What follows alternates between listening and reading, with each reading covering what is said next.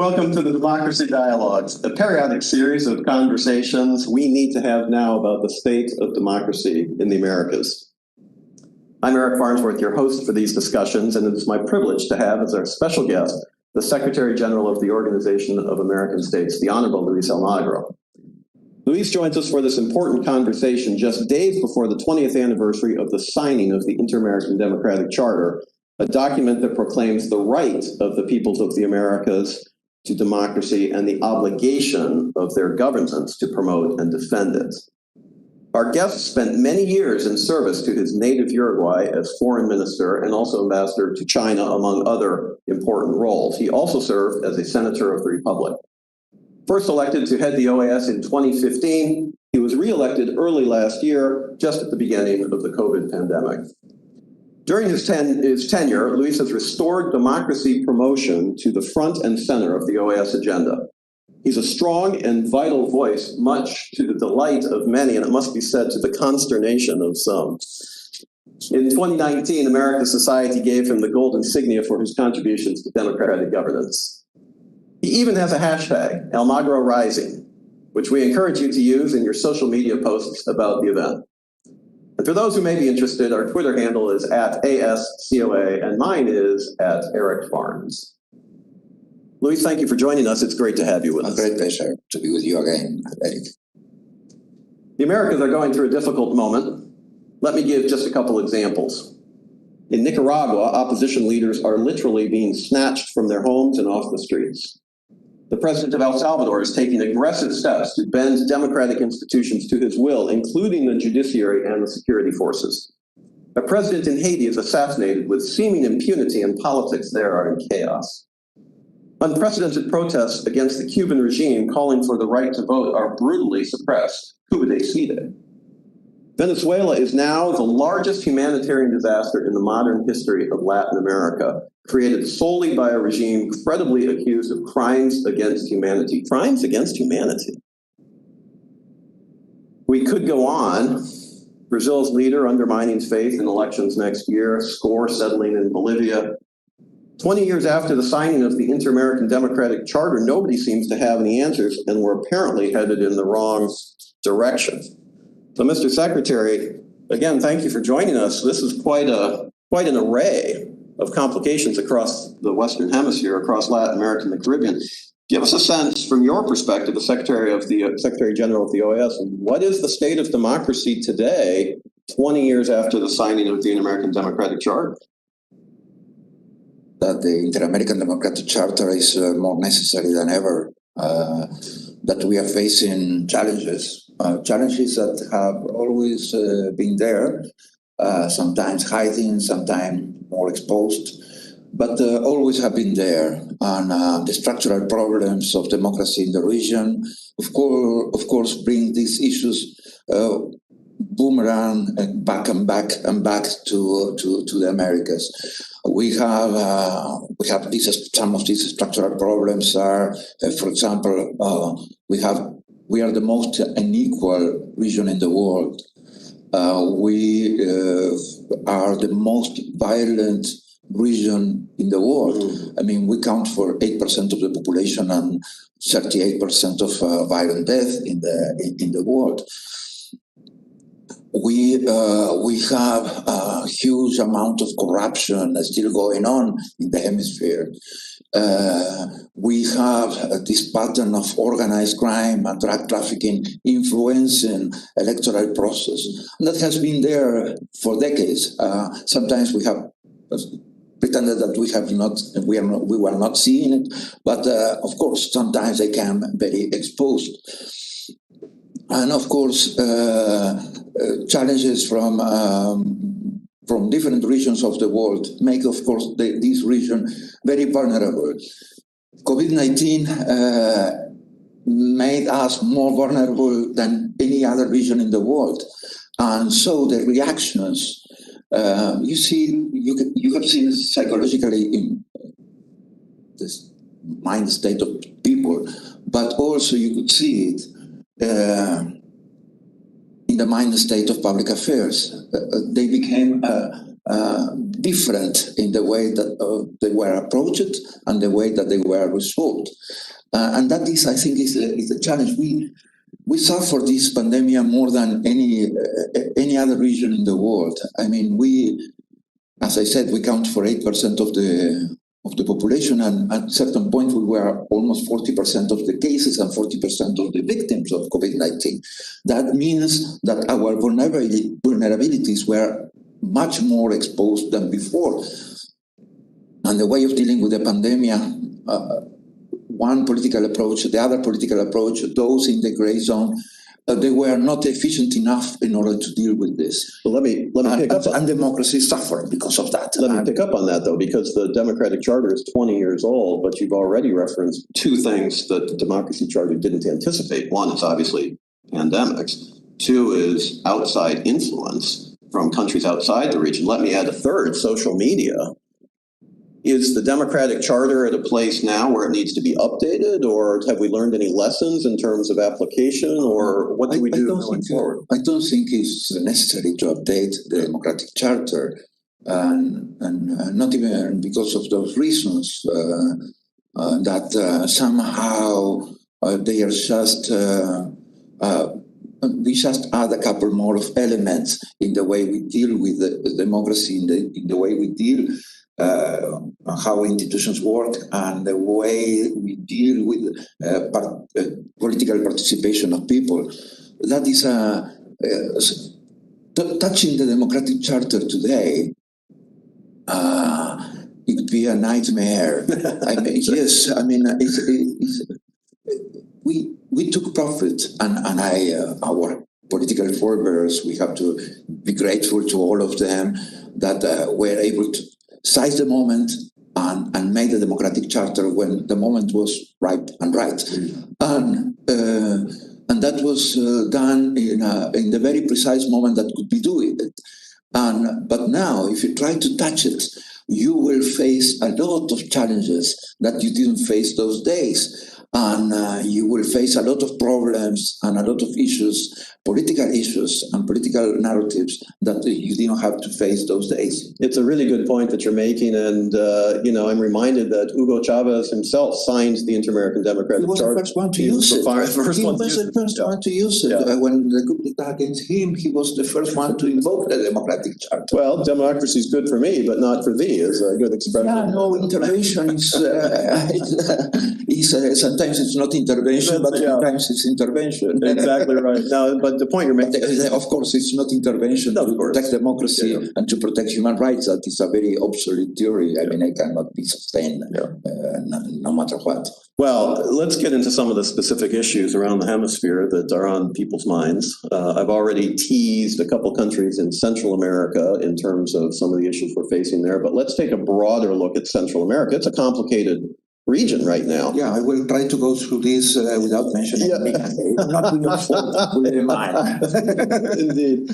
But if you're in a position, and you are in a position, to be giving expert, knowledgeable, informed advice to countries and people who want to be helpful to support the democracy agenda, specifically the United States, but others like Canada, countries in Europe, international organizations, what have you, what advice might you give for people who want to help support democracy in Central America today, where it is so obviously troubled and in a couple countries indeed threatened? Those countries are big and the OAS is small. Mm-hmm. I mean, we always compare our budget to the one of a county college. And it's just one day of clean snow in DC. So, I mean, they want us to provide the strong defense of democracy, protect human rights, provide security and development with that budget, what is completely nonsensical.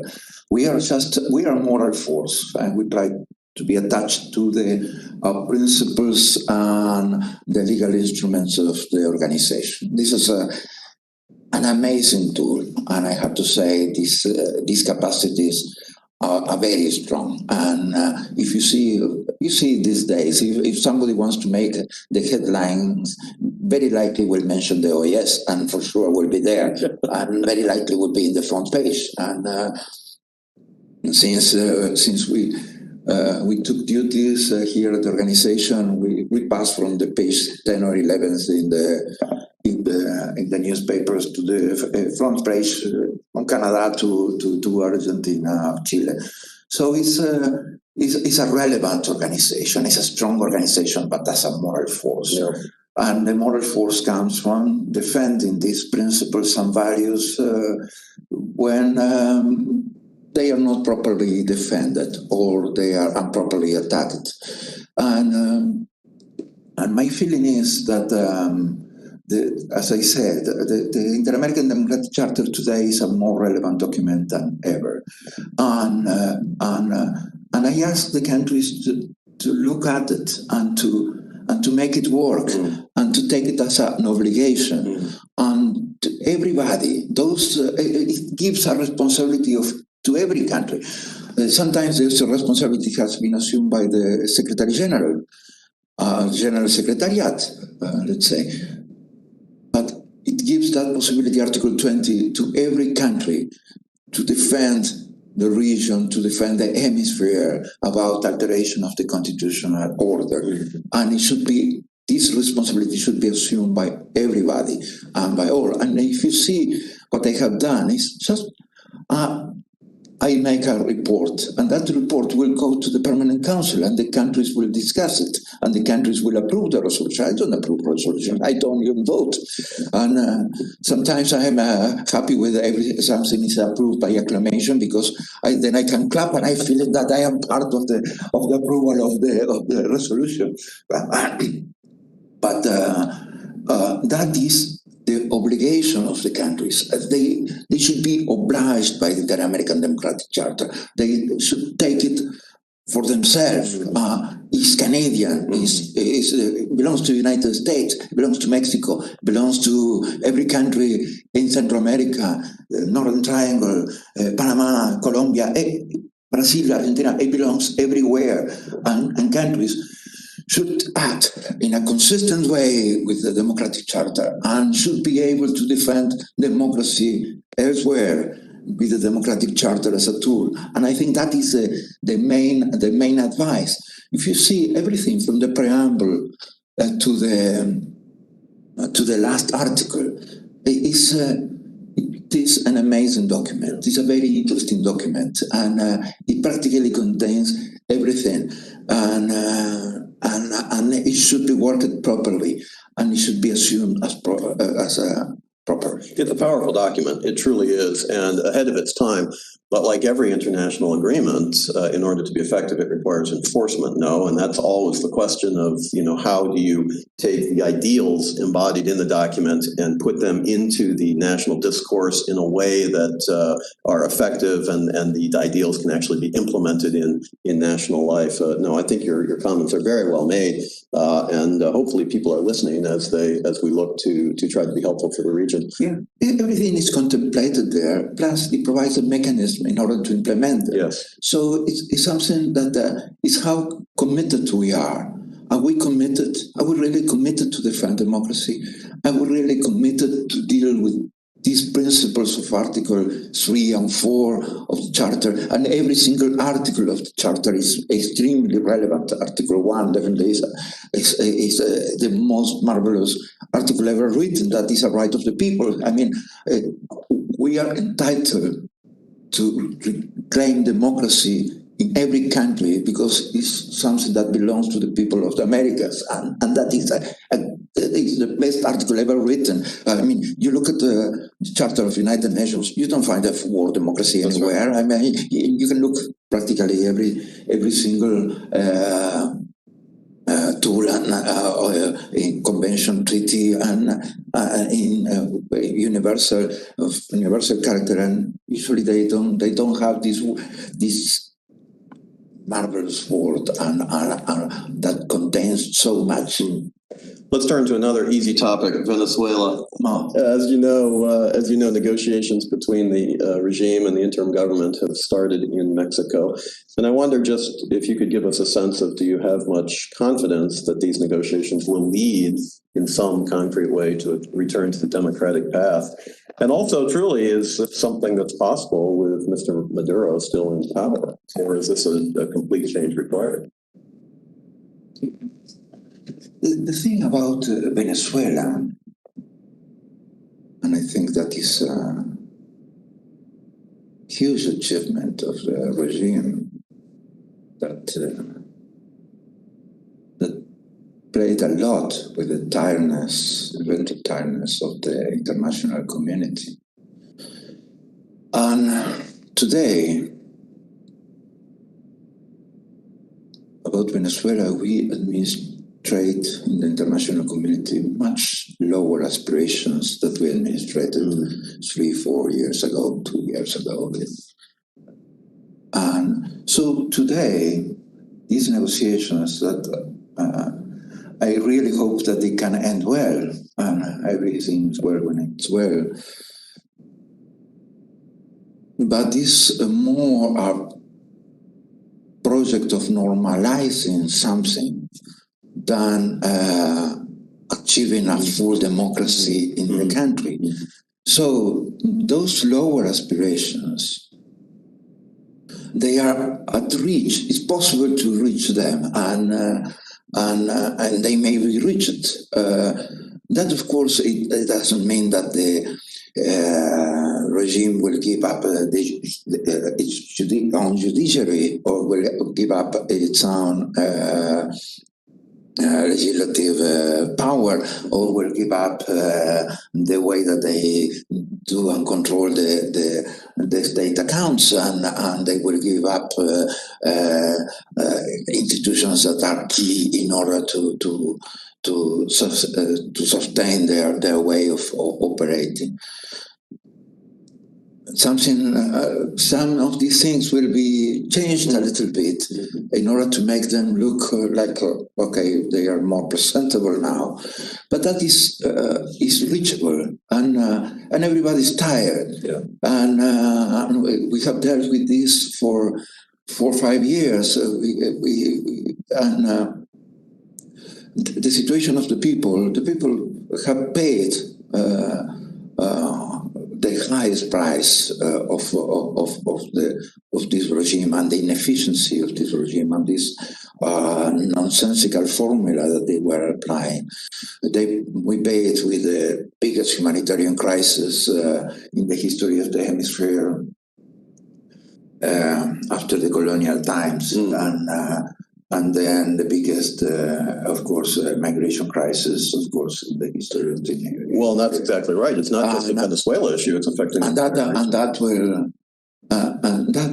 That won't be reversed. Or if somebody is really thinking about reversing, my concern is that people won't have where to go. I mean, it will affect the Venezuelan migration. Venezuelan migration will keep suffering what they are suffering. And maybe something will be attenuated or alleviated, like the agreement with the World Food Program, that I guess it was one of the most amazing achievements done in this period. But that is just alleviating the situation. It's not resolving the situation. Yeah. But what will happen with Venezuelan migrants that will have concerns about their human rights when they come here and they say, oh, I'm looking for asylum, and maybe they will be told, oh, everything is normal in your country, look at there, and that won't be fair, and that won't be true. And we may laugh a little bit, but it's sad and it's dangerous and it's painful, and we have seen it happening with the Cubans not so long ago. So it's something that they suffer cruel repression during this day. They didn't have where to go. That's it, and that is those are the challenges that we are facing with this. But let's keep moving and let's try to make it work. And that's why I supported from the very beginning, since President Guaido announced the National Salvation Agreement. I supported, and I supported the negotiations when they started, and I keep supporting them because things have to move in a certain direction, and I have to help them to move in the best possible direction. That, of course, if you think that the responsibles of crimes against humanity will be properly judged in Venezuela, if the corruption will be properly judged in Venezuela, drug trafficking will be properly judged in Venezuela, I don't see it coming out of as an outcome of these negotiations.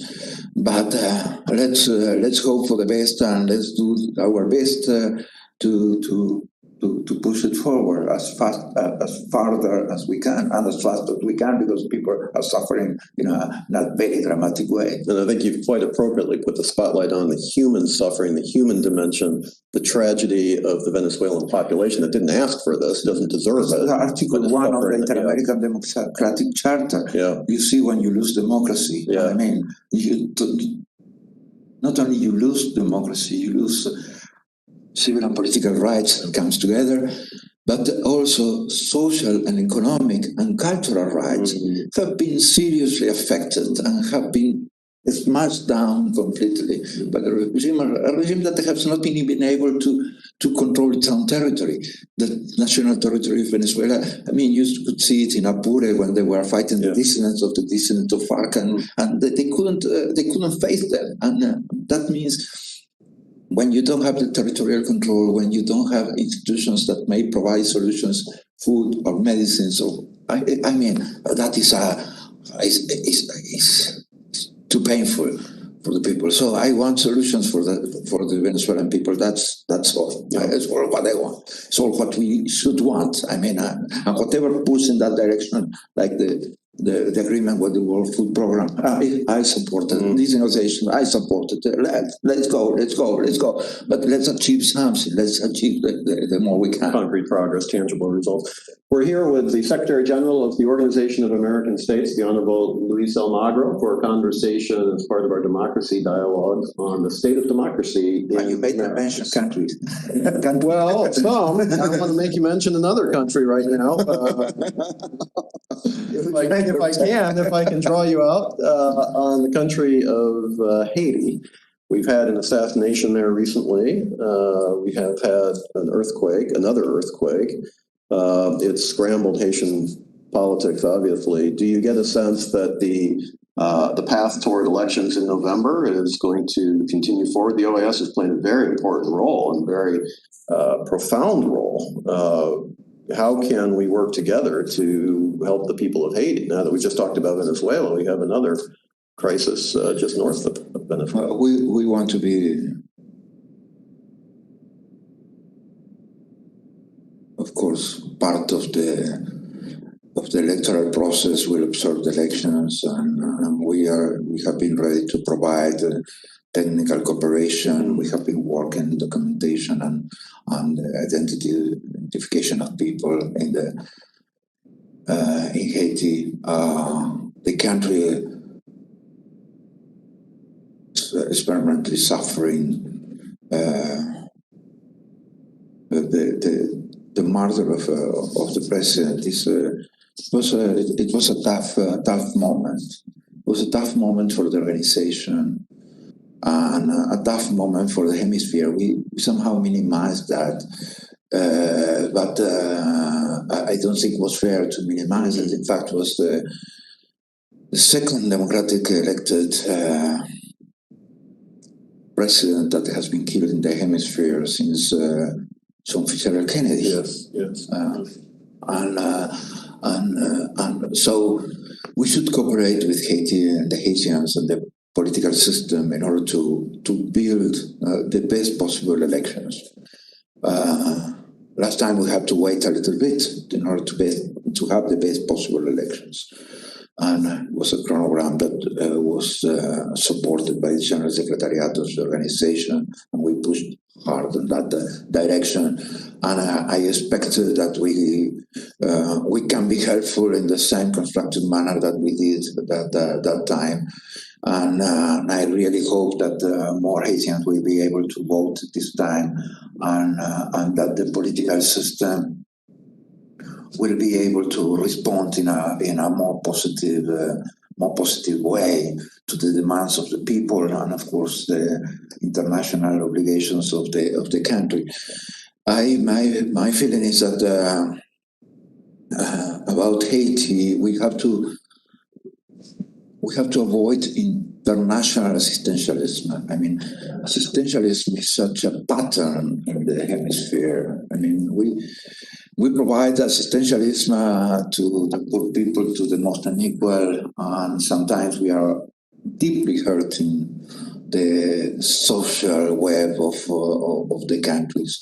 And sometimes when we do it internationally, we are hurting the country in the same way. I think assistantialism has been done to Haiti for too long, and we should completely change that pattern. And of course, Haiti have to in politics. You do what you can. Yes, it's what you can. The art of and we have to help Haitian people to do what they can, and we have to help Haitians, politicians and government and institutions to do what they can. And I hope that we would have been building stronger institutions these years, and providing more useful international cooperation all these years. But this is a challenge that we have ahead. We need a legitimate government in Haiti after the elections, and so we have to help in that direction to helping them to have the best possible election. You made a very profound statement, in my view, about sometimes if you love somebody too much, you actually discourage political development in the country. I don't say it's the case with the Haiti. I mean, it's the case. It thinks assistantialism. It has it can.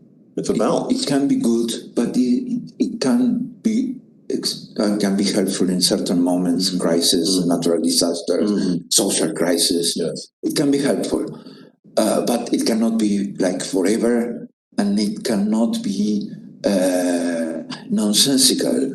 It has to have a purpose. Everything has to have an ethical purpose, but a development purpose, a security purpose, a political purpose, and sometimes we have missed those purposes, and we have not. At the end of the day, we have not been helpful. Sometimes we have not been helpful with people, and sometimes we have not been helpful with countries. And Haiti is paying a huge cost that we cannot entirely blame it on Haiti. Every international organization, every government is accountable for partially accountable for what is going on in Haiti. We don't have a lot of time left. In fact, we only have a couple minutes, and I have a lot of other questions and countries I'd love to get your views on. We don't have time in this session. Perhaps we can get you back for another session if you would indulge us in that way. But I do want to ask one final question about just in a general. I was terrified to ask question. Hopefully this will be a convenient one. Okay. But in fact, because it implies in a positive nature your home country, Uruguay. What is the secret sauce? I mean, some countries, Uruguay, Costa Rica, Canada, some countries in the Western Hemisphere seem to be democratic practices are fully ingrained and institutions are strong, and not everything's perfect, of course, but this is a real culture, a sense that democracy is here, it is the right way to go, and other countries are troubled. And it's a constant battle. Is there something, some thread, some unique social consciousness, some historical, I don't know what, that allows some country or helps some countries to really succeed in the democratic path, or to succeed better than some others? When I arrived here to the Organization of American States, I promised myself not to transfer the Uruguayan experience anywhere else in the hemisphere, because every country, every social system is completely different, has been built on completely different patterns and approaches, and suddenly we cannot, my feeling is that we cannot say or transplant experiences, because they are not automatically transplanted or possible to transplant them or to transfer them. We have to still work them everywhere. If we still have to work them in Uruguay, we still have to work, every country has to work the democracy and institutions every single day, every minute. Every minute counts. Mm-hmm. And but this I don't want to say this formula is the right one. And it's something that we talked when, for example, Uruguay legalized marijuana some years ago, and was that possible to transplant to the other countries of the region? No, it was not possible to transplant because social conditions were different, education was different, health systems were different, everything was different, and it was very difficult to transplant it.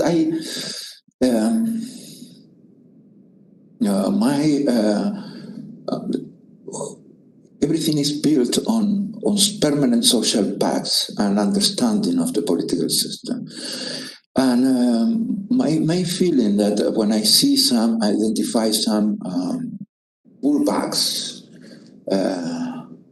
some rewind of the democracy or the institution somewhere, my feeling of the political system is that we have to avoid the enemization. I mean, polarization was brought by enemization. I don't know if this word. Sure. Is that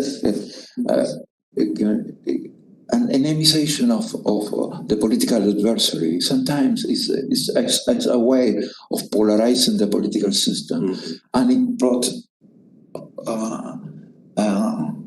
brought a huge highway for populism in the hemisphere. Mm-hmm. So we have to avoid this. If we don't see anybody as an enemy, but just a political adversary with differences, maybe ideologically, maybe in the way that institutions should work, maybe about the economical theory, but not enemize. And I think that sometimes has been the problem and the original problem somewhere. And of course, I would say every country should be able to respect the democratic charter with natural ease, and